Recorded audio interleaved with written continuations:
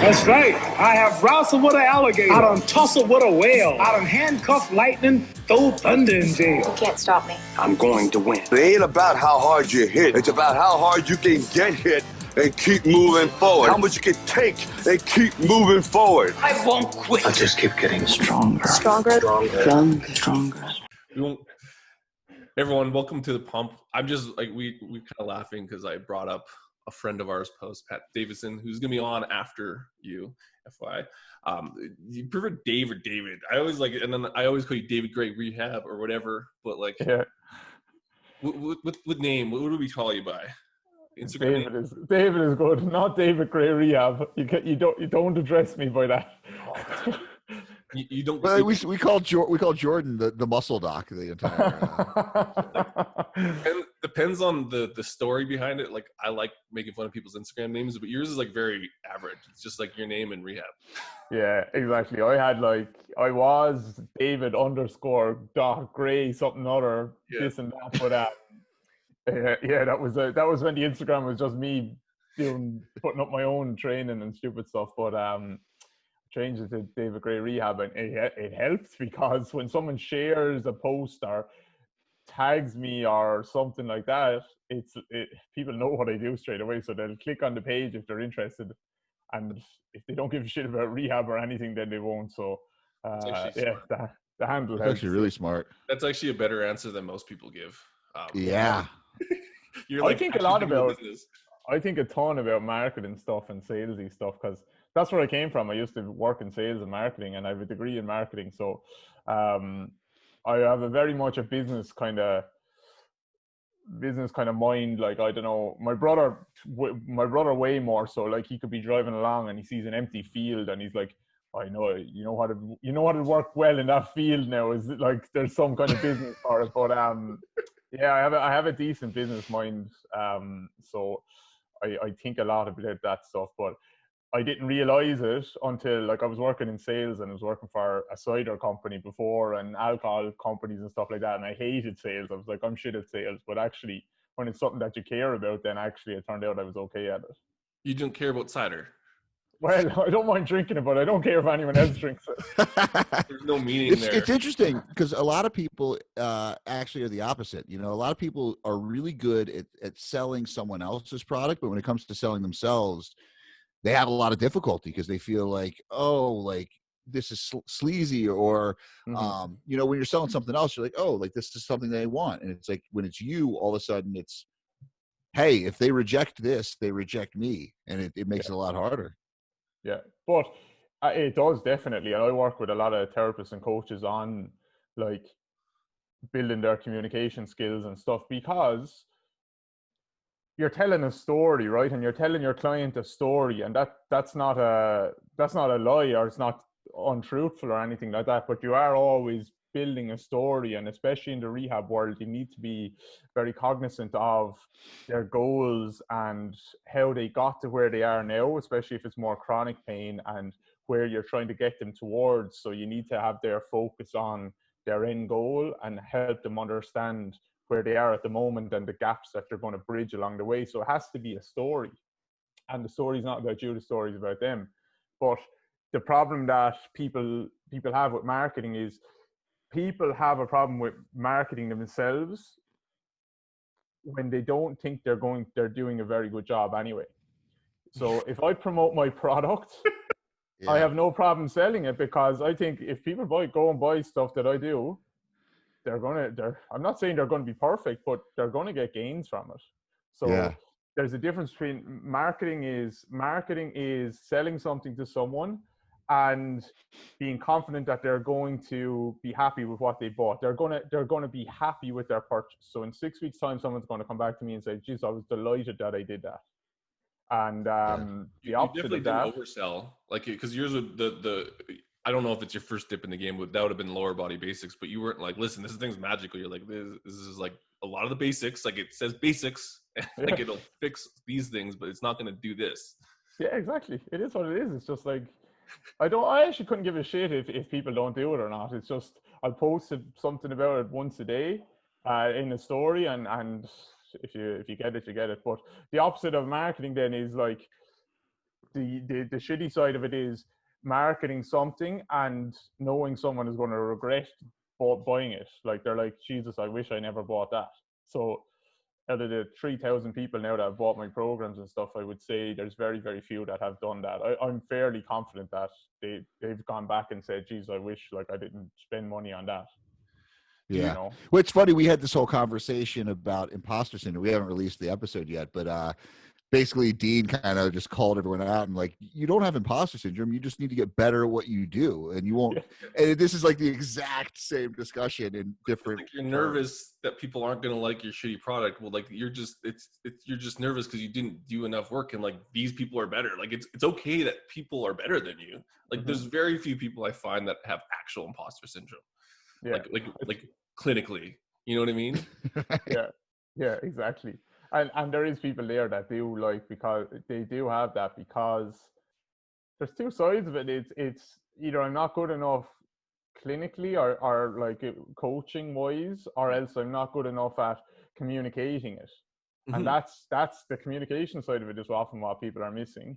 If they're good, if they're shit, they're missing probably both. You know? Yeah, but then there's the whole other side of guys who are shit, but they don't even realize it. So they're incredible marketers because they believe everything. Yeah. Actually think about this and you saying that, actually that's the disconnect. It's like they're actually just nervous. They can't communicate shit and they suck at presenting. Like that's not imposter syndrome. Like you should, like a lot of people do get nervous when they go to present in front of people, and the people who are good at it get nervous. But like that's just, you're just nervous presenting. Like that has, you're nervous doing videos because you don't do videos. Like it's not this big thing. Like just get better at it.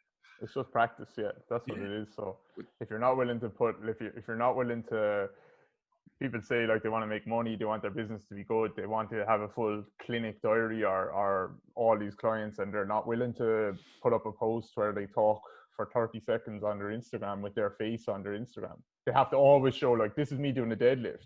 This is the best exercise for your upper trap. This is the best exercise for XYZ.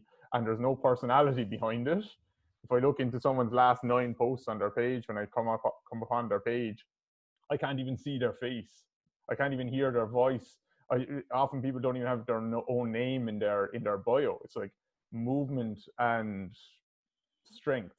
That's the name of their Instagram. It's like, who are you? Like, how do you expect anyone to like you or to like your shit? It doesn't matter how good your exercise is if you don't have a personality. That's a good point. That's like the Athlete X gets a lot of like people think he's like the worst. But like this dude came out on Instagram and just basically said like, I'm the best, and like these are the things you need to do. That's all people want. They just want, like, especially when the coaches are the ones that all make fun of it. I'm like, there's a lot of people that have no idea who you are, and he's just better at like communicating. And like he the world. I have no idea who that guy is, but I tell you what, I've had probably 20 or 30 clients say, hey, what do you got this thing by Athlete X? I was like, I don't know anything, but clearly everyone else does. Like, he's doing a great job. With his stuff, I'm like, yeah, you know what? Just go do it. Because it's honestly, it's like more informative than all the other shit they're going to learn, even if it is wrong. It's like, just something. He knows who he's talking to, you see, because he's speaking to them people. He's not trying to speak to you or me. No. Because we know it's shit, so he knows who he's talking to. Whereas other people are there on Instagram and they're trying to get clients who want to lose a few pounds and build a bit of muscle, and they're trying to use language that speaks to us on a podcast. Like, but why would my client give a shit about what knee flexion is rather than here's what makes your quad a bit bigger?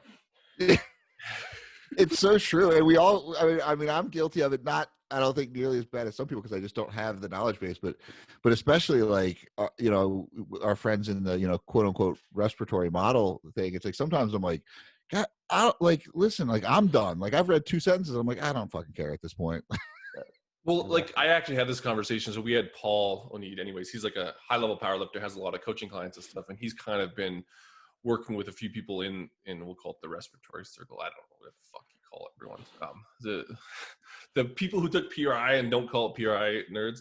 Right. But he was just like, I don't find a lot of this stuff is applicable. And it's hard to get to that point where it's applicable. And that's where I really like your stuff, is because you're starting at the foot, but a lot of this stuff gets lost in translation, and then they end up doing a bunch of stuff and none of it works, but then they think none of it works. Where you kind of, I don't want to say you started the foot, but you put a lot of emphasis on feet stuff. And I find that a lot of people do the feet stuff wrong and then nothing works because they can't feel the ground. So like, how did, maybe I'm speaking in circles, but is that kind of where your head's at? Like, I don't want to say you're the foot guy, but you talk a lot about feet and heels. I just talk about feet because I talk about everything else as much as I talk about feet, I think. That's true. It's just that I recognize that feet are important when most other people don't. And there's two ends of the spectrum here, and there's very few people who sit in the middle. And one end is I'm a person who works solely with feet. Yeah. And the other end is I'm a person who works with the rest of the body. Yeah. And there's no one in the middle who understands this is how a foot moves, and this is how the rest of the body moves, and this is how they impact each other. When I say no one, there obviously is like people like Gary Ward and stuff who are unbelievable at that, but there's very few people that do that. Why is that? Like, it seems, and I don't know who's wrong, but it's like a lot of the feet people will call them. Like, they're like, you don't need to do anything else but the foot, and like your fucking world's saved. Like, are they? where did that come from? Like, is that it's just because they're not marketing? That's marketing, I think. Like, that's probably marketing stuff where. Yeah. It's easy to make money in the foot world, right? If you want to go down and be a bit of a dick about it, because all you have to do is point out to someone that you have a flat foot, and here's my fix. Here's how I fix flat feet. And like, people who know nothing about bodies, you talk to a 60-year-old granny who knows nothing about bodies, but she will tell you that she has flat feet. Because it's been ingrained in us that flat feet are a bad thing, you know. So which is clearly not. It's just another way your body is presenting, and it's not really about even how it looks, but it's more about the function and how it moves. So I don't know. It's just the other reason is that the feet are complicated, so people just ignore it completely. And even the people that talk about feet a lot, they still don't know how they actually move or should move. So it's just a lot of confusion there, and lack of education, which is everything, isn't it? It's when we don't understand something, it's not. Some of it is ignorance, but it's just really a lack of education. It seems like 5 or 6 years ago there was like this big like foot kind of thing. Like, it was, of course, what's his name, supple leopard guy, you know. Had everyone convinced they had flat feet. Yeah, Surratt. But then there was also, I remember I was working with Men's Fitness, and we did a whole shoot. I think it was like David Chang had done some things. It was David Chang's his name, but there was something with like some bands, and it was like supposed to. There was like and everyone was really and everyone told you had to go barefoot for everything, and then that just kind of went away. It's not gone away. It's there still. Is it? It's just you've just stopped looking at it. But it's more normalized, I would say. Like, even if you look at the foot companies, like there's Vibrams, but then like what's the other minimalist one? Vivo Barefoot. But and Duffin's got one for powerlifters. Yeah. But I guess for me it was a thing that everyone was like, this is necessary, your whole life is screwed up because you're wearing shoes. And then everyone kind of was like, I don't really know if that's the case after all, and shifted.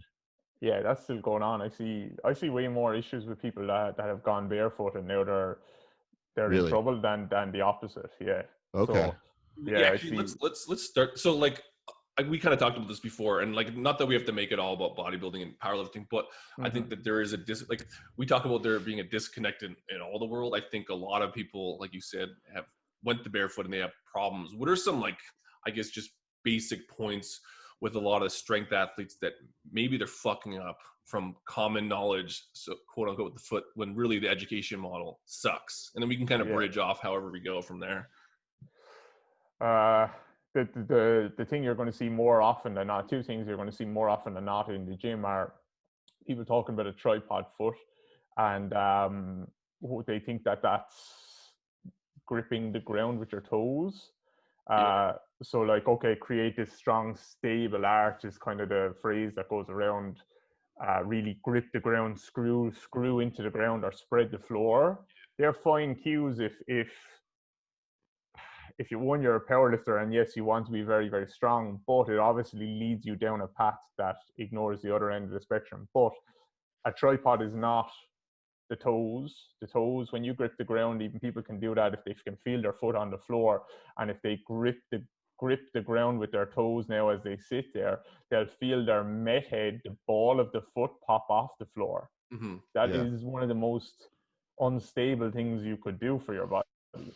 So the arches are where the strength are in the foot. If you think about a bridge, if you think about the strongest structures in nature, like bridges, triangles, stuff like that, that's our tripod, and the arches are what hold that up, and they're what are strong. The toes are just kind of toes are just there to stop me falling over when I get too old and I don't move very well anymore. Or like I just need a little bit of a safety blanket there. The arches are where the strength is. So gripping the ground with the toes is one of the worst cues anyone could ever give. And that's in strength sport, the gym, and in rehab as well. It's like, oh, you have a problem with your foot, you're going to do towel scrunches and pick up a marble or pick up a pen with your toes. It doesn't respect the complexity of the foot and the arches, and the fact that most of the joints are in the midfoot, and those are the joints that need to be able to move and articulate in pronation and supination. So the toes is a big problem. And then the second one in the gym is always going to be, I don't think it's going to change anytime soon, it's push the knees out as wide as you can. So everything is external rotation, trying to create a supination. And it goes against kind of, it's not that it's wrong, it's fine to be strong in that way, but you when you bend your knee really in real life outside of the gym, you want it to go towards your big toe, not your little toe. So your knee mechanics change, your hip mechanics change, your pelvis mechanics change, your spine mechanics change, everything up to your neck changes when suddenly I walk down the street and now my knee goes towards my little toe every time instead of my big toe. It's a lot of different stuff has happened. So that's what, if we continue to train always in that way, then we lose access to movements that really are just ingrained in our DNA for millions of years because our bones are shaped in that way. So it's education, it's lack of education, and it's basically people that have said over the years, this is good and this is bad, and they don't actually understand biomechanics, kinematics, or anything else, gait. So yeah, there's issues there. And I'm not saying one is right or one is wrong. It's just that we need to be careful with what we are saying we should do or shouldn't do. I think it's like you said, like what two ends of the spectrum, one's for super strength. And part of the conversation was, he's like, what's the application of being able to feel that lateral heel and kind of get a hamstring and all this stuff? I'm like, listen, you can do whatever you need to do for your strength sport. Like, even if you do knees out and supinate and it works, whatever. The problem is a lot of this stuff outside of the gym, even with gait, is now you're constantly sympathetic because you're fucking moving like a brick shithouse, as opposed to like having respiration and all, like reciprocating gait and all that stuff, and that will allow you to recover, which will make you stronger. It has nothing to do with your fucking 900-pound squat. Because I think when we were on a call, you're like, I've dealt with some of the strongest people in the world, and like they even got stronger because of it. But you can see some of the lifters, like their inside foot comes off because they're trying to supinate, and they fucking lifted 900 pounds. So, but that makes them right. You know what I mean? Like it's kind of, it's interesting because strength becomes smart. But it's, they will run into a problem more often than not, somewhere down the line. And I spoke about this. I spoke about this on another podcast recently, so I don't want to hammer this home if the same people are listening again, but I doubt it will be. But there's another strength and conditioning coach, John Kiley.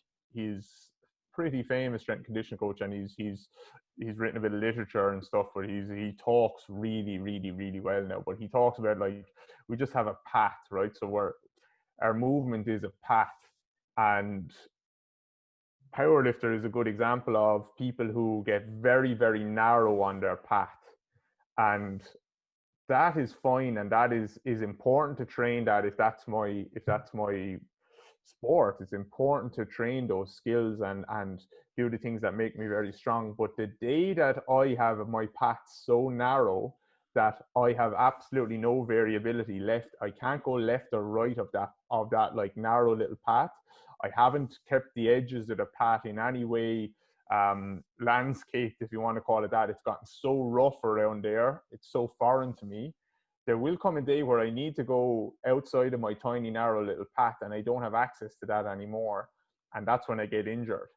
And that's when I started paying overuse injuries, because I have to use my structures and my tissues in the exact same way over and over and over and over again.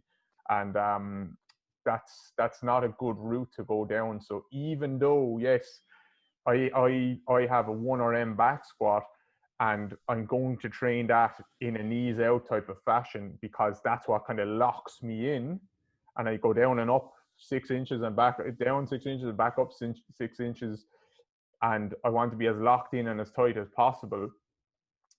I won't even be able to do that very well anymore if I don't keep the rest of the path, if I don't look after it and don't have access to it, because now I walk out of the gym and my body still feels like I have a house on my back. And every single step I take feels like I have a house on my back, and my ribs are still in the same position, and my pelvis is still in the same position, and my nervous system is still in the same position.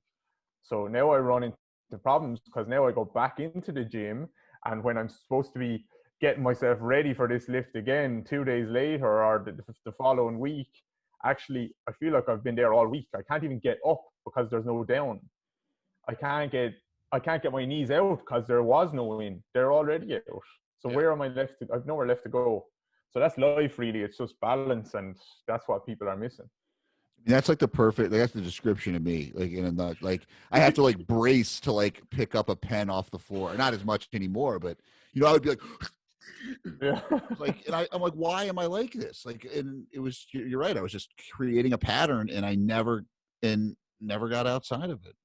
Yeah, that's it. And that's a problem. It's like, I work with some very, very strong people, and people in different sports, and I'm not saying when you go to your competition I want you to squat like how I'm telling you to squat like now. I'm just saying I want you to be able to squat like this, so that you can go and do way more of the stuff that you want to do.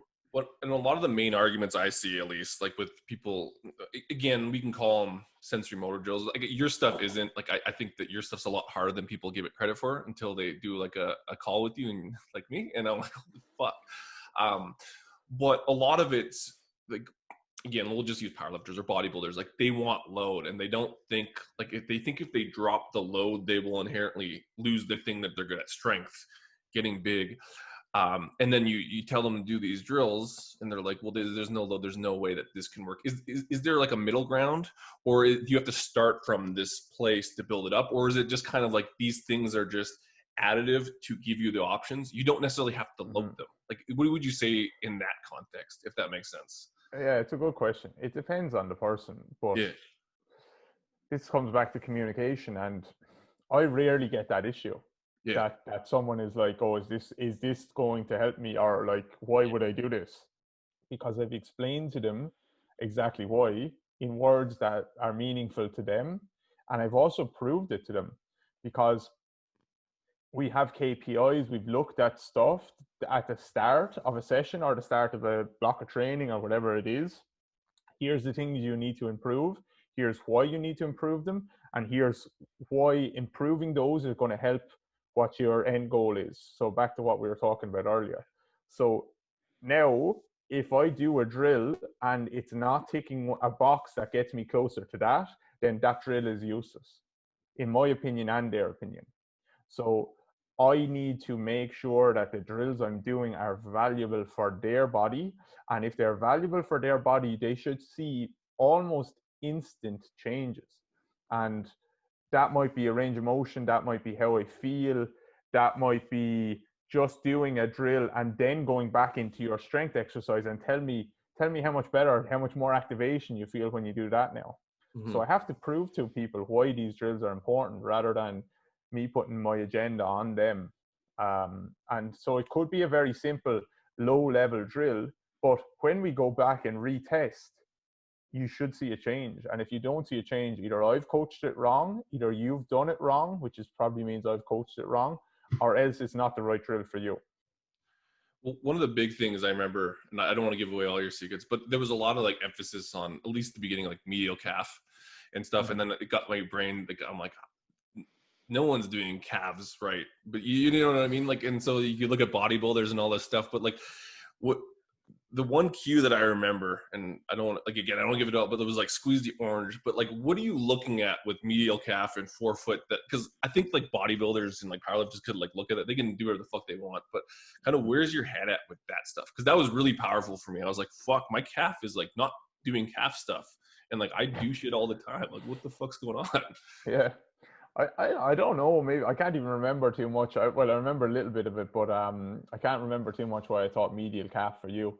Because I could have said lateral calf for someone else. Yeah, well, so like both of those. So like in terms of Yeah. like you have people like in the gym, like, because you could basically turn a lot of things into that, but it would be the same thing that they were doing, and load wouldn't necessarily have to go away. Yeah. So it's just about foot pressure. So the squash the orange is a little cue from Dave O'Sullivan, mentor of mine, who he got it from another Irish guy actually, Colin You chose Griffin. Irish. Yeah, so whatever it is about the orange, yeah, just when you get pressure in the right part of the foot, more midfoot and a little bit into the ball of the foot as well.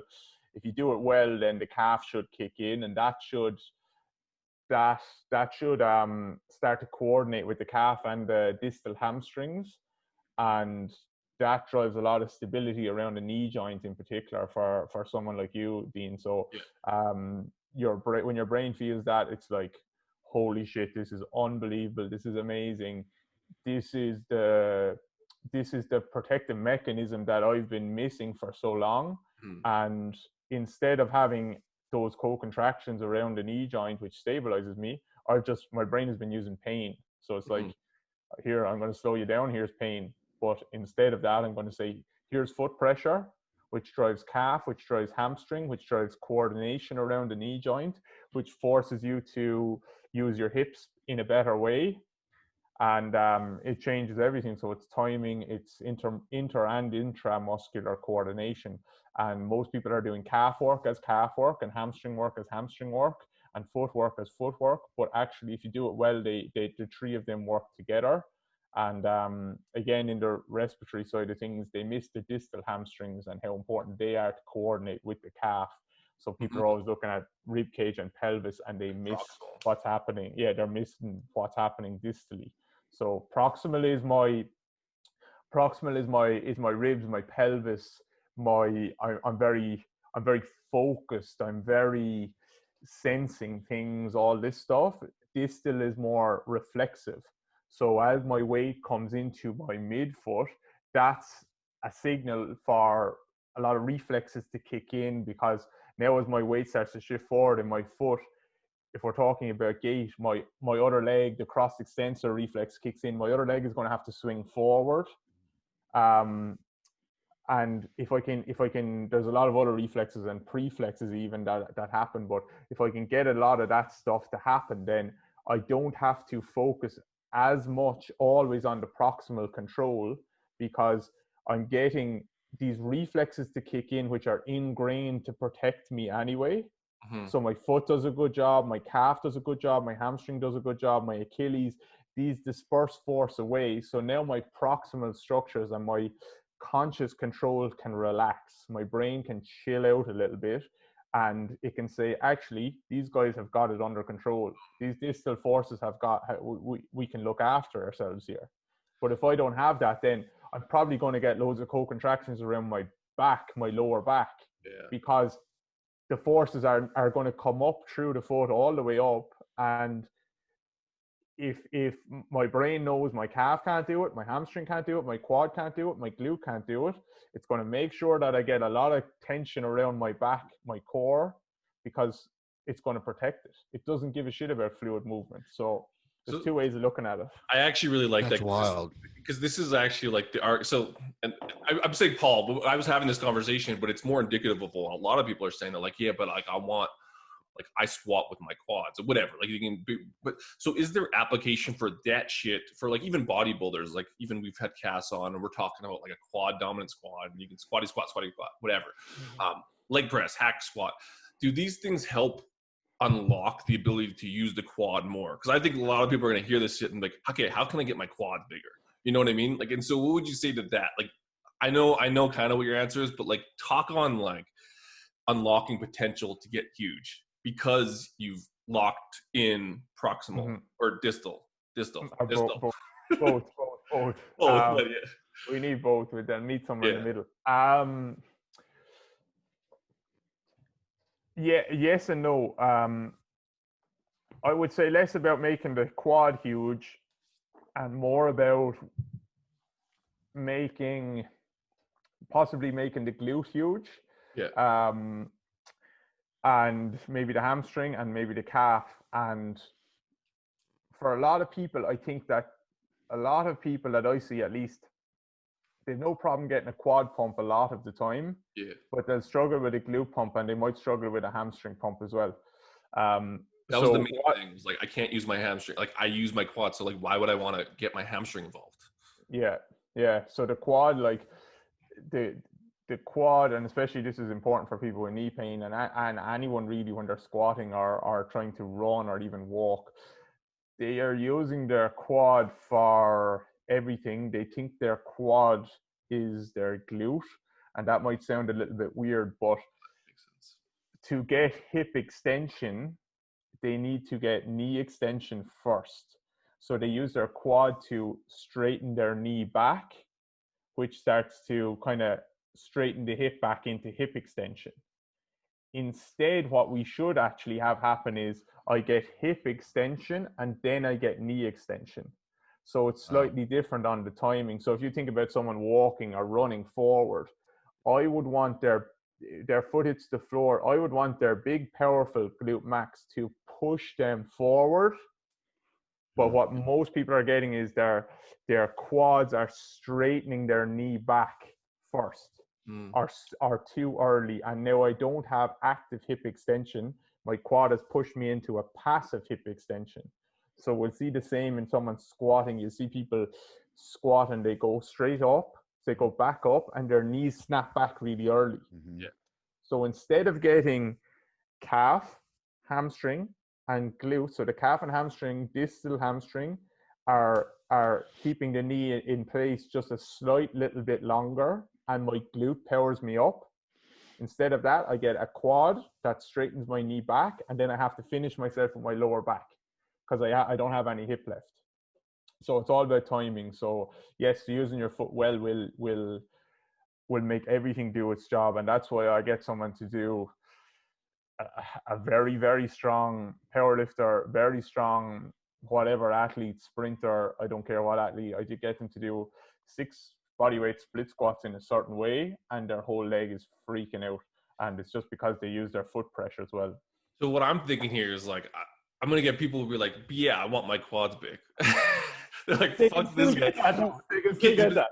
But could you and I actually don't care. I actually like, I'd rather not be in pain, but we have friends, right? Like, so is getting the quad big, can you still have good function with that and still get a quad big, or is eventually getting your quad big gonna inherently present problems? You know what I mean? No, it's not. Okay. No, it's not. And this goes back to marketing stuff again. I'd be a millionaire if I said yes to that answer. Yeah. I'm saying, here, come and do my stuff. Yeah. And half the people will say, screw you, I want my quads to be big. And then the other half that say, I tried to make my quads big and it made me feel like shit. Yeah.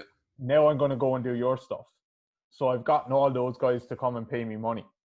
But actually, guess what? I can be a bodybuilder. Yeah. I can isolate my muscles and get very strong and big and look good. And I can have a good gait cycle. I don't have to choose. Yeah. I can just not be stupid with how I do it, and I can have everything. And I honestly think that we can have everything. We can look good, we can move good, we can be big and strong. I can still go for a run if I want. I can still sleep with my girlfriend, and I don't need to. I can get an erection. I can get all of these things. I don't have to sacrifice one for the other. Who's sacrificing this? This is a thing? People are doing this. Don't you remember our case study with Ben's thing? What? 28-year-old guy? Oh, the case studies. Remember the Ben's one? We had a case study. Yeah, there was like a guy like couldn't get an erection. It was like big bodybuilder, and we're like, You basically we're like, man, it sucks to be a body. Like you put all that work into that, and you, jeez. So actually, there was something you said earlier that I want to kind of circle back to that really kind of hit with me. And when you were saying like from the ground up, that at some point your body's gonna create stability in that proximal state because it doesn't give a shit about fluidity. So to me, I'm like, okay, well, all right. So how then do we kind of blend? Because from an athletic standpoint, Dean has now gotten into jiu-jitsu, and I'm a big jiu-jitsu guy and MMA guy, and that fluidity is actually where I lack. Like I'm really bad in a lot of ways because I get stiff, and especially if there starts to be muscling anything, it's like boom. So how do we start to incorporate making sure we are fluid by when we're lifting so that we don't lose that in more athletic pursuits? Good question. It comes down to a kind of a needs analysis in terms of like where you are at the moment and what movements your body is missing access to, and understanding that, and also understanding why you might be missing them. So one person might be missing transverse plane movement at their pelvis because their rib cage is a mess. One person might be missing transverse plane movement at their pelvis because their foot is a mess. And you're going to get very different results in those two scenarios if you just go and do FRC drills that tries to focus on isolated transverse plane movement to your pelvis. So we have to understand my injury history, my movement history, the patterns and habits that I always move in, and then we have to try and disrupt them and say what's driving what. But a more generic answer would be give your body what it's missing in the gym. So understand that there is pronation and supination. There is sagittal plane, frontal plane, transverse plane, even though Bill Hartman might argue otherwise. But and like he's right, I'm sure he's right because he's a million times smarter than me, but it doesn't mean I still can't train. This is a frontal plane movement I'm going to train now. This is a transverse plane. So yeah, just breaking out of the boxes that we might have created for ourselves in terms of this is how I squat, this is how I deadlift, and exploring your movement a little bit more. That's probably without me being able to assess someone individually, I'd say have a curiosity with how you move and explore that in the gym and start to break away at the boxes that traditional powerlifting, which is where our gym culture has come from, has created for us. Yeah, it makes total sense because I just bilateral sagittal work just is what I gravitate. It's stupid emotional attachment, but it's there. Well, that's why I want to like bring that up, because it's just like we could talk about power as the bodybuilders, but like I think a lot of it comes down to just do what you suck at. But I think a lot of it is, unless they hear this, they don't even know they suck at that. You know what I mean? Like it's the foot education seems to be shitty, and like it is hard to grasp. Like there's how many bones are in the foot? You should know this, but you know what I mean. There's let's hear it. There's 26 bones and 33 joints in each foot, so there's a lot. Yeah, a lot. Like it's a lot of joints there. And joints mean movement. Yeah. If evolution said your foot should be stable and you should just screw your knee out as far as you could, and none of the foot bones should move, then we'd have a femur as our foot. There'd be one bone, and it would be stable. If that foot, if your brain and nervous system wanted your foot to be stable all the time, it wouldn't bother with 33 joints. It'd have one. Yeah. Well, this is where we can talk about some fun stuff that's going to preemptively talk about our next podcast. But so like Pat Davidson had a post, and I've actually seen you've had a post, and the GOATA people, the greatest of all time athletes, I think they call themselves. But then there's other camps, like there's like Inside Edge, and then there's Knees Over Toes and like FP. They're all kind of like within this system. But I look at it like when you talk about stuff like powerlifting, that's a box. It's like these are just other boxes, and you seem to be the only one trying to rationalize that like there's a whole spectrum. And I feel like some of these systems are just they're tailoring to one problem, and then they're fixing that problem, and then it becomes the word. So like kind of what do you see? let's talk feet because you're but like the difference between the inside edge and that over supination, like, are they both wrong? Are they both right? Or are they just kind of stuck? Because you come in and then they're like, you're a fucking idiot. Like, they basically went on your page and were like, you're an idiot. You don't know how the foot works, but you would quote otherwise. And they're using language that a 3-year-old. Doesn't make sense. Yeah, it doesn't make sense. Yeah, so they make up their own language, but that's what they do is exactly what I described earlier. They say you injured yourself on the inside edge of your foot. Yeah. So every single so here's the outside edge. Here's how you should be training. Outside edge, yeah. Here it is. So give me money because I can fix your problem. Yeah. And that's what I was saying earlier. Like, someone would say, "Oh, can your quads can I get bigger and stronger and move better at the same time?" The people who are in the marketing world would say, "No, you have to pick my system." Yeah. And that's a load of bullshit, because actually I can improve all these qualities. Not me, but you can improve all these qualities, no problem. You just have to be smart about it. So it's always a good bet for a company to pick a side, and that's all them guys do. They pick a side. So there's an inside edge thing, and they're against the inside edge. You should never. One guy said your big toe to me. He said your big toe is for balance. You should never have any weight or pressure on your big toe. Yeah. That was his like rationalization for it, and it was like that. The outside edge is the strong side of your foot, and I couldn't even go any further with him. He was talking about ankle bone high and all this stuff, and I was like, you can't even describe what you're trying to talk about here. But again, it goes back to, right, if one side of the foot was bad and one side of the foot was good, then why do we have two sides of the foot? Yeah. I mean, it really is that simple, right? Like, a lot of times, like, hey, like logically, let's think about it from that point. Well, and one of the main things, and like, I'm not even like doing it to make fun of them, but it's like, so they do slow motion, and they use like Randy Moss and fucking Barry's. Like, they use guys who move really well, and like, I kind of pinpoint if you use Bill Hartman's arc, but like, a lot of them are just that propulsion. Like, they're literally just stuck in propulsion. I don't even know if that's a bad thing, because but sports aren't real. So, I mean, these guys move well in sports, but like, that sport and their position could just lend well to like basically accelerating. And maybe they don't, but you know what I mean? So like, inside edge is obviously not bad, because there's how many injuries do we see in sports though, right? Part of the thing is they're saying that supination stops injury.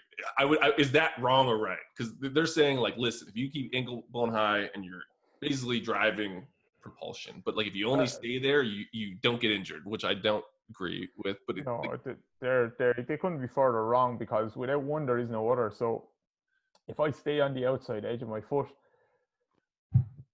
how do I get to the outside edge of my foot? Where have I come from? Yeah. So without pronation, there is no supination. It does not exist. It's like standing on the left side of your room, and then someone says, "Oh, can you go to the left?" And I'm like, "Oh, well, I'm here. Where do I go?" So they're saying there is no movement. They're saying there is no movement available at the foot. So all they do is cherry pick these injuries and say, "See how this guy just got injured on the inside of his foot," and they put up a screenshot of it. Yeah. And they didn't put up a screenshot of the last 500,000 times that guy took that exact same footstep and didn't get injured. So would he have got injured if he slept well last night, or if he didn't have a row with his girlfriend this morning, or if he didn't eat something that his gut didn't agree with, or he didn't overtrain, or these million other factors that are not even anything close to biomechanical. So a movement is only a too much movement when it's too much movement. We don't know when that is the case. And I constantly put up images of some of the best athletes of all time who are almost never injured, who do things that other people will call massively overpronating. Yeah. And actually, for me, when I see some of those movers, they look like the things that are actually making them successful at what they do. So we have a spectrum in our movement, and your brain and your body will self-organize towards whatever you've done for all of your life. So I just want to, I don't think inside edge is good or outside edge is good. I think we should be strong in all these ways and have access to these things. I don't mean that we should have gymnasts and have access to huge range of motion. Try and figure out what is enough, strengthen that, and let the brain figure out what way it's going to go from there. Well, that's where it's like, because I alluded to it, but it before, like I was talking to Pat, but so a lot of the squatty squat stuff, but they use wedges, and then he was talking about dorsiflexion, and like powerlifters like, I don't have dorsiflexion, my ankle sucks, so like that's why I squat like that. He's like, no, you're just in dorsiflexion and you don't have any more because you just jamming joints.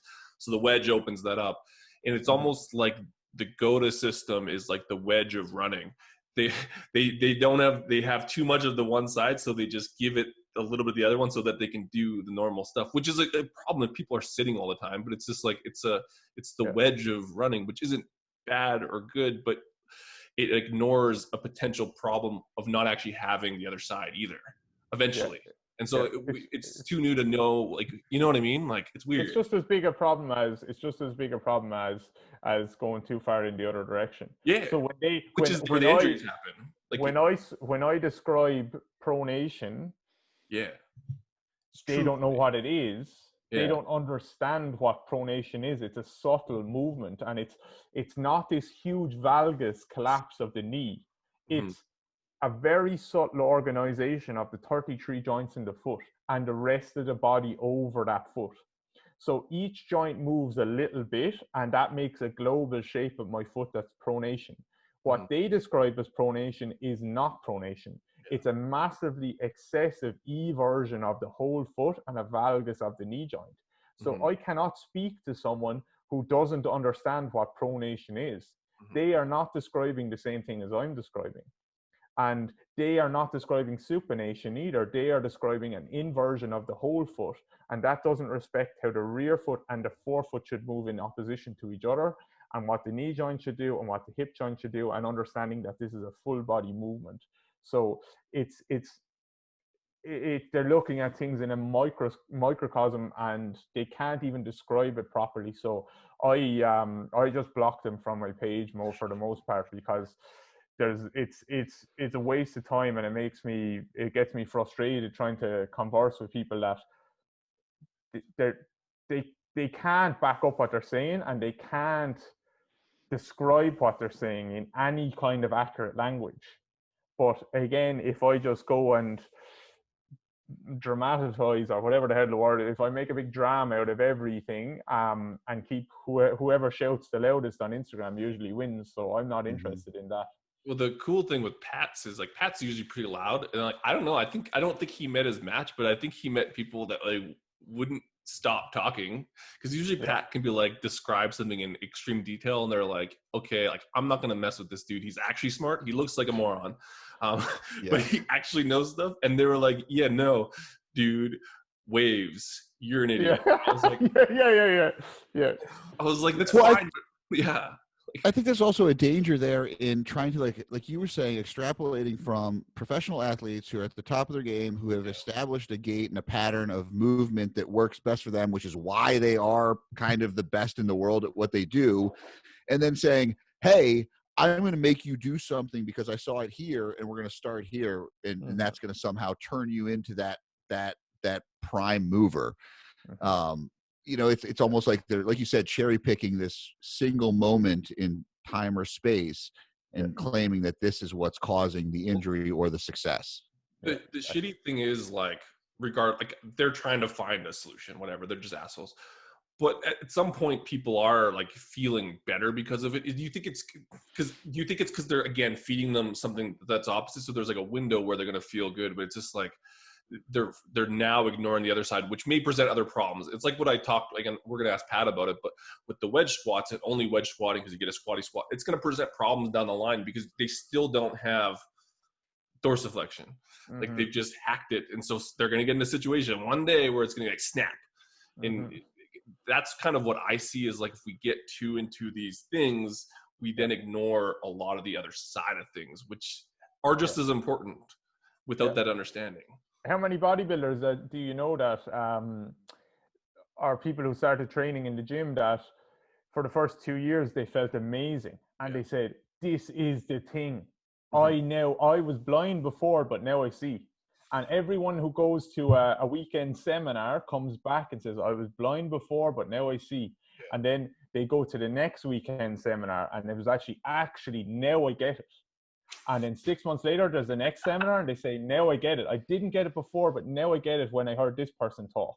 And that's what the people that are going to these guys are doing. They do something novel and new. Their body feels it, and their brain is like, yeah, this is good. And also, there's the whole psychology and placebo side of it, where it's actually, these people are telling me that this is the only way my body should move. I know nothing about movement. And they keep putting up pictures of athletes that they pretend they work with, and they don't. They're using examples of athletes that they have never met in their lives. So of course I'm going to think it's good, because they're telling me this is the thing that made Michael Jordan. So I'm a young basketballer. I'm going to say, well, I'm going to listen to you. So now I was blind, but now I see. That's the thing that I see all the time. And when you see someone that does that, and it was always like, here's the next best thing, this is the thing, now I get it. Then if you say that to yourself every 6 months, then if I walk away from a weekend seminar and say, now I get it, and I said that 5 times in the last 2 years, then should I not sit back and say, I'm probably going to say that in the next seminar that I go to as well. So actually, no, I don't get it. I'm not there yet. I got to that point. I like again, after you go to a few of them, I'm like, fuck. Now every time I go to a seminar, I'm like, fuck. Like, I just have more things to critically evaluate to come to different decisions. But like, now every time I go, like, I don't know anything. Yeah, exactly. My big thing is that I just choose my mentors a little bit more carefully. You know, I think a lot of people just shotgun it and go, okay. And I think when you find, you know, not like the tribalism thing, but I think saying like, listen, I have a limited bandwidth of time I can put into certain skills, and I need to figure out what is important to me and where to go. You know, like we saw, like you guys say with like the PRI things, like some people went down that road, some people did it and were like, okay, cool. Like, this is what I can take away. I don't have a lot more to dive into this that is actually going to be applicable to my life or my training. Mm-hmm. Well, and this is where I don't want to roast them too bad, because I again, they're really good marketers, but some of their stuff, like again, if I look at, we'll just use the ARC because it's like, it explains some of the things. But if you look at that early propulsion, so the starting part, most people don't focus on that at all, and they basically they have some good drills probably for that stuff, but they've turned themselves off to the greater fitness community, and so now everyone thinks they're awful, and now they probably actually ruined it more, because now no one wants to try that shit because they're like, it's associated with good, so they're like, we're not going to ever use supination ever. And like, you wouldn't not do that either. Like, I think there's benefit to being in exhalation and having supination and owning it, being able to know what it actually is as opposed to being jammed in it, because there is a difference. But they get it. No, they get it exactly half right. They have 50% of it perfect. Or not perfect, but good. They get it exactly half right. So, like, and don't be mistaken, Dean, that you're saying, oh, people won't try it. It's not. They're not on Pat's page to get Pat to try it. No, we want to get all his followers that see him shouting, and then there's one person that reads that comment and says, "Jesus, I hurt my knee when I was on the inside edge of my foot." And then they go on this page and they see 1,000 posts of, don't be on the inside edge of your foot, and they say, oh, actually these guys have the answer.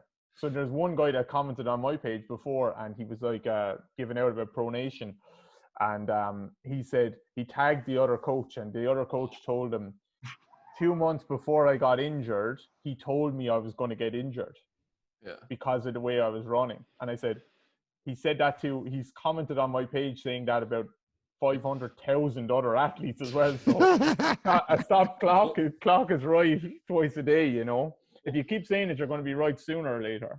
Well, and I have to try some of their stuff just because I was like, hey, let's listen. But like, even having your consult with me, I was able to kind of see how you thought a little bit, and I'm still fucking suck. So you make me feel stupid every time we talk. But going through their drills and just some of the stuff, I'm like, okay, they're talking about not going into pronation. They're getting supination to then roll. Like, they're still going into pronation. You don't just stay there. Like they don't run like this. I'm like, they're giving people the ability to then maybe pronate a little bit, which is so they are, like you said, they're somewhat helping pronation. Yeah. We should point out, anyone listening, if you have something you want to test out, just say it to Dean, because he will actually try everything. I love that. He will go through and he will try it and spend hours a day at it. Well, I want to see And then where say it it fits in the sucks. system, because it's just like, even if I look at the inside edge people, like the other end of the spectrum, it's like they're not wrong either, but they're like, you can't ever go to the outside. I'm like, you fucking do. Like, so this is the funny thing, and you've actually done it too. There's been 3 people that have done Usain Bolt videos, slow motion, fucking bar running, GOATA, and you've done it. You're the only one that explained both of them. The both were like, yeah, this guy fits in my system. This guy fits in my system. Like, you guys are literally using the same fucking video to explain 2 opposite sides. Like, this is insane. It's insane. Because you'll see what you want to see. Yeah. But all of these conversations, you could quell those conversations with, well, not with those guys because they don't listen to reason, but with a lot of people is movement is continuous. It's not pronation or supination. It's I'm pronating and I'm supinating. So if you're in maximum supination, then the only place to go is to start to go pronate. I'm starting to pronate. I'm pronating. It doesn't mean I've reached maximal pronation or even pronation at all. I have not got past neutral, but I have been pronating. Because I haven't gone, if I kept supinating, there's nowhere left to go. So ing, not id, and that's movement. I'm internally rotating and externally rotating. People don't understand that. They say, oh, is internal rotation bad? If you're in external rotation, you're internally rotating from there. And that's a concept, and I'm glad you explained that, because that's where, like, I'll get a lot of DM just from some of my friends, and they'll be like, what's Pat saying, or what is he? And I'm like, but I'm like, the ing is the important part, and like, I think that doesn't get translated, partially because Instagram's not the place to find information. Like, if you want to know this shit, go call with you or buy your program so it explains it. But it's like, people are looking at these snapshots, even with the GOATA system, of like, they're making judgments on these systems based on a fucking Instagram post, and it's hard to describe. Like, it's the ing that matters, because you're never just in pronation or supination, like, unless you're standing still. But it's just like the movement is happening both ways. So they're literally talking about the same shit, but it's hard to say that.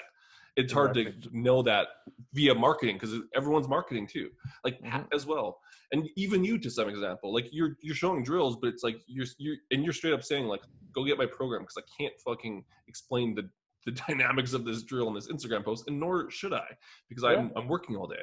Yeah, but it won't work anyway. Like, no, exactly. I like, you got a post too about the foot thing, like the heel elevated thing, hovering foot. It's like, okay, I'm doing this in my drills, and like, yeah, it's cool, but like, that's not all I am. It helps this person in this situation, which is a system. Yeah, and the amount of stuff that I share, like, it's funny because the amount of stuff that I share on Instagram, like every day 5 people would tag me where they're doing a drill from my program, right? And I'll share it. And I've had other like therapists or coaches say, why do you share that stuff on Instagram? People will just do it and not buy your program. And it's like, well, one, they're not going to get any results if they just try and copy a drill on Instagram and don't.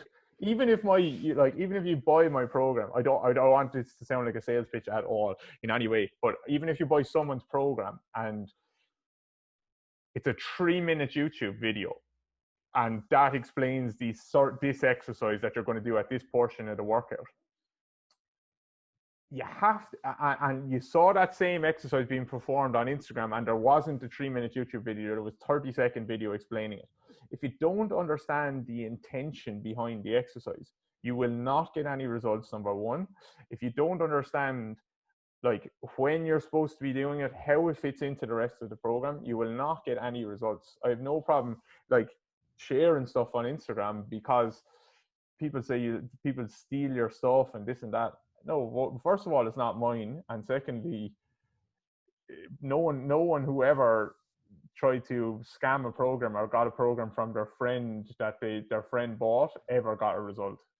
I can see that completely. We had this conversation with my coach in jiu-jitsu last night. It was like listen, like the techniques like come and go. Like the technique doesn't the technique is just the thing to finish off. It's like the philosophy, the system is what allows you to understand why the technique works. And if you don't understand that, it's going to work when everything lines up perfectly. But then if you have to, and this is kind of the same thing. I mean, to me, like, I'm going to go buy your program now because I listen. Like, seriously, like, I'm like, okay, like, I want to know the whys. I want to know where we're getting at. And I didn't give it to him. I paid for it. I didn't give it to my friend to not understand. I didn't. I was good. Yeah.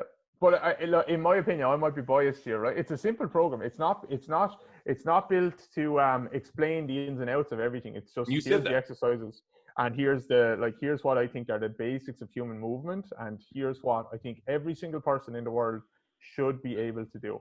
Right? You have a pelvis, you have a femur. We're all special snowflakes, but they should still be able to move in these directions because we have the same shape of bones and we have the same shape of muscles. So it's not super fancy, but I would challenge a lot of people to go and do the program, regardless how strong you are or how strong you think you are, and look at movement the same way after you've done the program. And if you commit to it and actually look at movement the same way in 6 months' time as you were looking at it before, I promise you won't. Because you won't have felt your hamstrings in that way. You won't have felt your calves in that way. You won't have felt your feet. You won't have felt your ribs and your pelvis. Once you sense something, and once your brain gets a sense of information that you haven't gotten in a long time, it changes your perspective on your body. And it changes your perspective on training and movement and all that stuff. And you can't go back to looking at things the same way. Well, I think with me, I've spent so much time, you know, what really kind of clicked for me was when we started saying proximal and distal. I've spent so much time focused on trying to get my rib cage and my pelvis, and I still, my back, it's not as bad. It's better. But like, I still, like, I'm sitting here right now and like, I just have shitty days. My back just feels like shit all the time.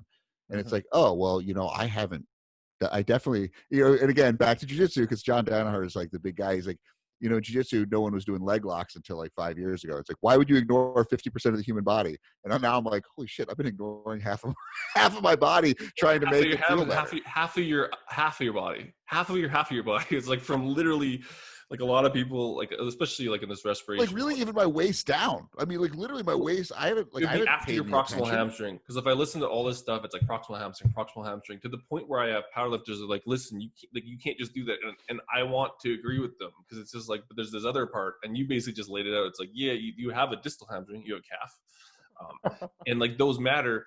And that's where I find a lot of this information very similar to how they'll watch a 30-second Instagram post. But even if you take one PRI course, like if you just did that, you'd be like, I know the whole world, this depending on which one you take. And it's like adductor and proximal hamstring have fixed everything. It's like, well, like I haven't found that to be the case. I think like some people it does. Like I think that the population they're dealing with, where they just have literally some little bit of pain because they have no gait. But like, what about all the other people smashing themselves doing stuff in the gym?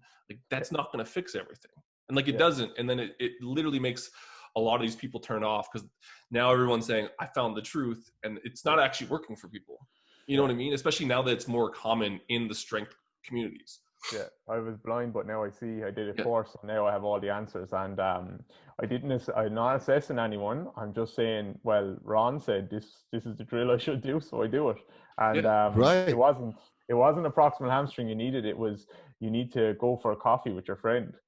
Because you're stressed off your tits, and you need to actually sit back and assess the thoughts and beliefs and emotions you have about your body. So I was working with a professional golfer recently, and we did some of this stuff. We did some of the breathing stuff, and because I do it with everyone, every single person I work with gets some kind of breathing drill. I would say that confidently, they all get some kind of breathing drill, and that's because I think it attacks so many systems. But he came back to me and said, geez, we did a few sessions, the breathing drills were helping, but it was a bit inconsistent. And he came back and actually sent me a big email, and he said, I've had a big breakthrough with my body, and I realized that as I moved out of my house with my parents, and I'm trying to make it on the tour, and COVID hit, and there was so much pressure on my career that my back was just flaring up every single time I thought about it. And as soon as I kind of had this realization and backed off and talked to my parents and said, actually, look, I'm going to be fine, even if I'm not the best golfer in the world. That's not what defines me. His back pain went away. So, like,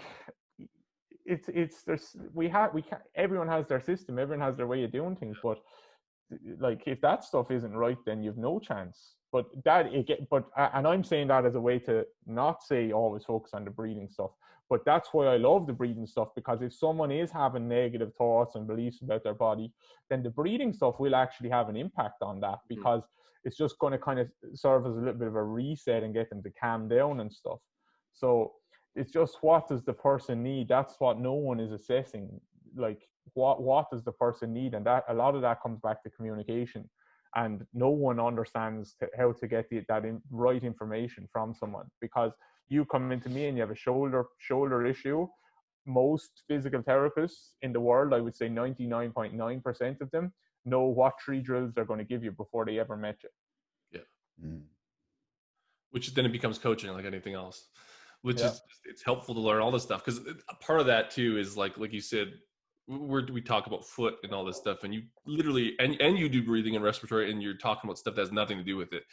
And I think a lot of people, like I said, if they just get stuck in one system, they just end up ignoring it, where a lot of the breathing people end up catching a lot of the problems just through a shotgun approach, because it does cover a lot of bases.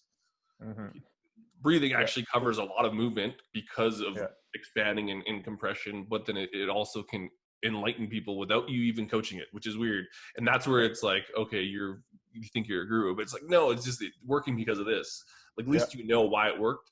I think that's part of the problem, is a lot of people don't know why it worked, and they just said it's breathing, or it's supination, or it's all this. And it could have been just, it allowed them some space to go for coffee.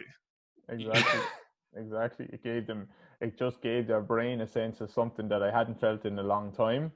And it wasn't that I needed to expand my rib cage in this way. It's just that I needed to move in a slightly different way than I've been moving for the last 10 years.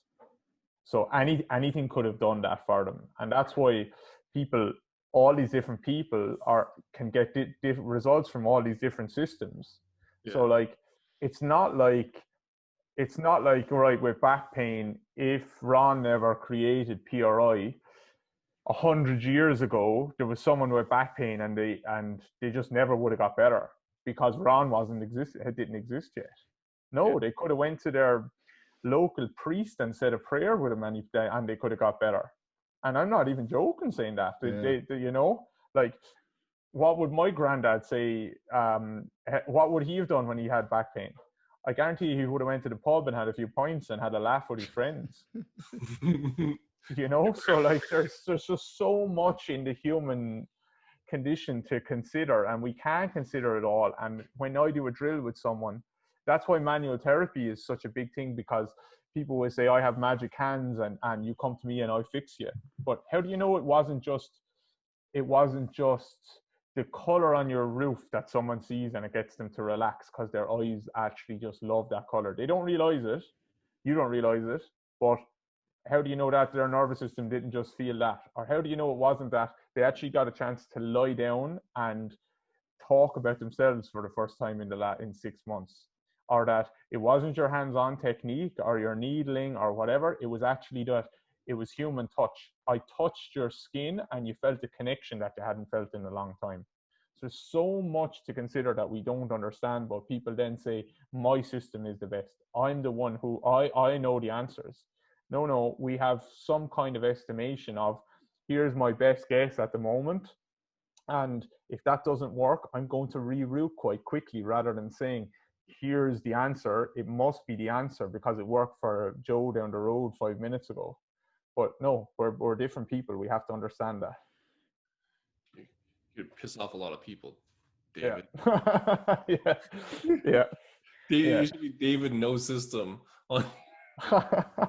Yeah, but that's the science. And I'm not a big science guy in terms of, like, I think there's a lot of holes in the science, and people that say that evidence-based people have all the, well, some evidence-based people will say that nothing else matters if it's not in the research. I don't think that's necessarily the case, but the research does not back one system in any way, shape, or form. And at the end of the day, unless you're getting people a bit stronger, moving a bit better, and giving them confidence in their body, and helping them understand like how they maybe got to where they are, and give them a bit of hope, then if you can't do those things, you're at absolutely nothing. It doesn't even matter if you help someone pain for a few minutes or a few weeks. If they haven't got confidence and belief and built some kind of feeling of robustness in their body, then they're going to be back where they started in sooner or later. Yeah, that ends, and Jeb's into psychology, but like just into, we coach nutrition, but it's the same thing. It's like, how do you make this person understand they're not fragile? Because a lot of them come from fragility, and a lot of these systems end up creating fragility just inherently by, well, they'll give them hope, but they'll also give them the drug. And if that drug's gone, they're fucked. It's like, well, that's not a very good pillar, because what happens if, we'll just use GOATA because we're using them. What happens if the 5 coaches, because there's only 5 of them, all got in the car, God forbid, and something happened to that car, like the whole system's gone and now everyone's fucked. Don't be making threats. Yeah, that could be, that's not a threat. but it's like, it does end up building fragility, which I think is the negative of all coaching in general. If you're not a psychopath but a guruism, or you think you got the answer, you essentially now creating fragility without even knowing. Exactly. So do you agree, Jeb, before we wrap it up? Yeah, you have to create robustness in people no matter what you're doing. You have to give them a sense of confidence and understanding that I don't have the answers here. I'm just kind of pointing you in the right direction, and it's about you getting your own stuff and starting to build that in your own body and your own sense of confidence, and your life is in order. Because if we ignore all that stuff, then 3 sets of 10 or 2 sets of 5 of a breathing drill is not going to be the answer. Jeb? Anything? No, I mean, he's been silent. This is the first time you've talked about psychology in a good way. And he's like, damn, dude, like. No, but it is. I mean, we talk about like, like self-determination theory right there. It's self-efficacy. Like, people have to have that autonomy, that self-efficacy. They have to feel like they're in the control of their own destiny, because if they feel like you're just leading them along on a leash, like, that's cool for a week or two. But like you said, you help them for a minute. But where does that go? Because it really is, it's about helping themselves. And again, it's like, why buy a program? Because you're the one doing it. Like, you're giving them the drills, but they have to do it. And that's, it builds that robustness. Yeah, no, I think it's great. I think you don't find that on Instagram. I think if you troll on Instagram, you're essentially, everyone on Instagram, FYI, anyone who's listening, they're not giving you the whole fucking system. So you're fucked anyways, because you have a little bit of hope, but then you won't know how to do the rest of it. And then you'll be back to square one going to the next person. So maybe go pay people for their work, which leads me to, what do you got going on? Like, how can people kind of pay you to do what you do, but also support you? But what do you got going on the business side of things, since you did such a great job of marketing yourself as not a solution for anyone? Yeah, I'm not. We'll go elsewhere, I would say. I just like talking about stuff, and I'm on lockdown at the moment, so just talk even more. But we helped you actually with we've made you a little bit more robust today. This is like coffee. Yeah. Best place to kind of have a look at stuff is probably just Instagram account like David Gray Rehab. And I would say that people that come on the page, that's, if you don't like kind of or have an interest in some of the stuff I'm talking about there, then don't go elsewhere. Don't go and buy the program, because it's a taster of what's to come. So if you think I'm talking crap, then don't go any further, I would say. And I don't mind, that's fine. I think I don't have all the answers. Other people, there's a lot of smart people out there. So that's always my encouragement, because I do work with a lot of therapists on developing clinical skills and coaches on developing that stuff, but also then on the kind of mindset and the business side of things. And as he cuts out, Froze before we could sell the program. He's like, we what do we call it? We censored it. We're like, no. Is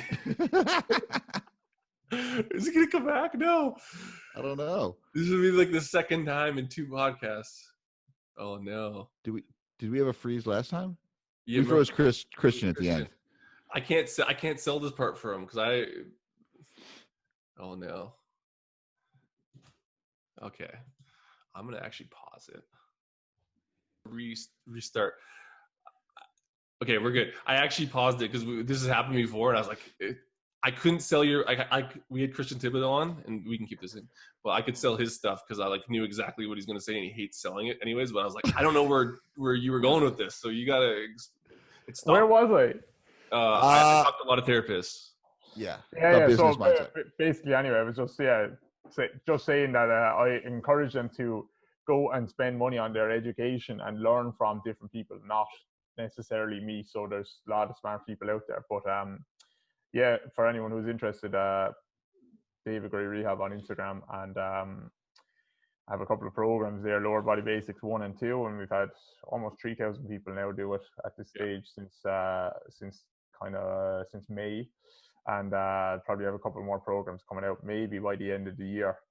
But apart from that, I'm just doing private consultations, but I think I'm booked up for the next 6 weeks or so. I was gonna say that's your main business, though. I think that's what a lot of they assume you do online stuff and you only do programs. Like you actually have a job and like you're busy.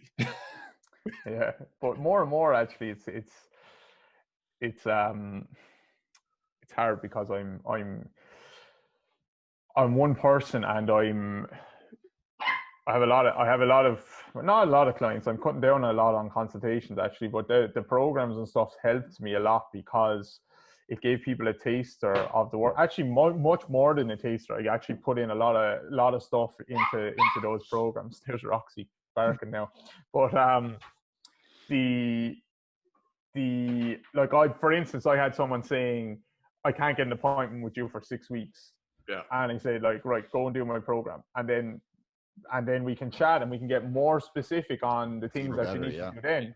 And actually, half the people that do the program don't need a consultation anymore. They're like, yeah, I have the pain in these 4 areas is gone, and now I sprint faster or I lift heavier.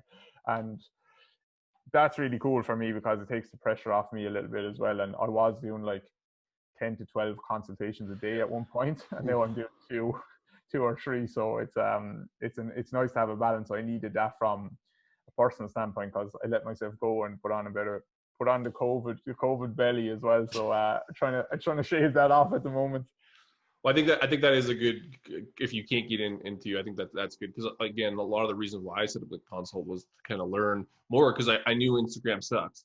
Like, and at that point you weren't even posting that much. I was just like, you had some good, you had some shit. But now that program will allow you to have a better conversation when you do get in, because I think that you're right. A lot of the basics in which we even covered in our consult would have been covered in that. And that's not to shy them away from it, but it's like if they can't get in with you, I think that's a great place to start. Yeah. And you don't do it in a way that's not explaining things. Like I think you explain most of the stuff and the downfalls of the shortcomings of just doing that as well. Yeah. How's your knee doing? It's all right. I got a book in with you again. Yeah, we're saying that for a while now. I have some stuff. I just wanted you to nail that stuff so I could get to the good stuff. But, yeah. Well, and truthfully, a lot of that stuff has helped. I think it's a funny story because of the stuff you're talking about. But a lot of what's helped has not been lifting. It's been going and joining jiu-jitsu. Like getting out of that box has allowed some more free. It's not the best, but like my body's getting different stimulus, and so nothing to do with lifting has helped. Just even the stress of not having to go deadlift every week helped. Yeah. So it's kind of cool that there's a lot, like you said, there's a lot of stuff that can help. But I found that your stuff definitely was the start of all that. So that's why it was good to have you on, because we can kind of share that message. And there's a lot of meatheads that need to hear something different, because a lot of them just hear about muscles and quads and hamstrings, and then the ones who like the respiration model only hear about that shit, and they don't really think outside of those boxes. It's almost like those boxes are just as dangerous as the ones that they were hurting them before anyways. Yeah, that's it. Like, look, at the end of the day, if you need to work on your foot, then and that wasn't necessarily what we did with you. The foot is just involved in that, but like it can get all fancy, pronation, supination, and all this stuff. But at the end of the day, right, before those words were invented, people could pronate and supinate because they walked on uneven terrain for probably 15 to 20,000 steps a day. And now we do not. We do 5,000 steps at best, most people, and it's on all flat surfaces. So go and have a walk on the beach, go and do a little mini hike, go and feel how each stone that you step on forces your foot to move in a slightly different way, which means your knee has to move in a slightly different way, which means your hip, which means your eye, which means your visual system, which means absolutely your perception of the world has changed every single step you take. If every single footstep you ever take is the exact same way, because I move how I always move, and there's no external force to change that, i.e. a stone, a rock, a twig, then I'm never getting sensory load in a different way or mechanical load in a different way. So it's all about variability. So people go for their walk and they think I'm doing a good job here, but I still look at the floor, and the walk is what helps my back pain. Actually, I figured out that I walk and it helps my back pain, but they didn't realize that it was because their peripheral vision got worked, and it opened up their world. And the eyes being open and looking at the peripheral vision allowed their arms to start swinging and their chests to start pumping, and that's what drove respiration. Yeah. I'm going to end this right now. So everyone, go find David Gray, and then we'll talk. But yeah, it was great having you out, dude. That's right. I have wrestled with an alligator. I done tussled with a whale. I done handcuffed lightning, throw thunder in jail. You can't stop me. I'm going to win. It ain't about how hard you hit. It's about how hard you can get hit and keep moving forward. How much you can take and keep moving forward. I just keep getting stronger. Stronger. Stronger.